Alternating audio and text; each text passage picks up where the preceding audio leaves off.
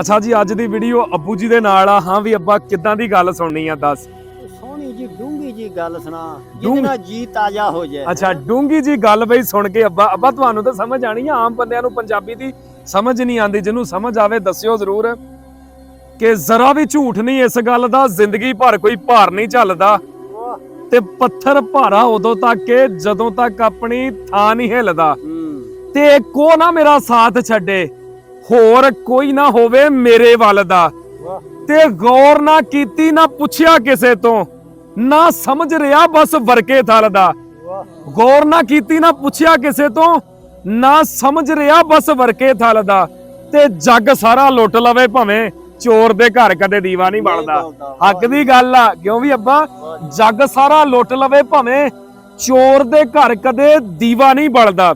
ਤੇ ਅਹਿਸਾਸ ਖੰਭ ਲਾ ਕੇ ਉੱਡ ਗਿਆ, ਮਤਲਬ ਤੱਕ ਰਹਿ ਗਿਆ ਰਿਸ਼ਤਾ ਅੱਜ ਕੱਲ ਦਾ। ਖੂਨ ਸਫੈਦ ਹੋ ਗਿਆ, ਅਹਿਸਾਸ ਖੰਭ ਲਾ ਕੇ ਉੱਡ ਗਿਆ, ਮਤਲਬ ਤੱਕ ਰਹਿ ਗਿਆ ਰਿਸ਼ਤਾ ਅੱਜ ਕੱਲ ਦਾ।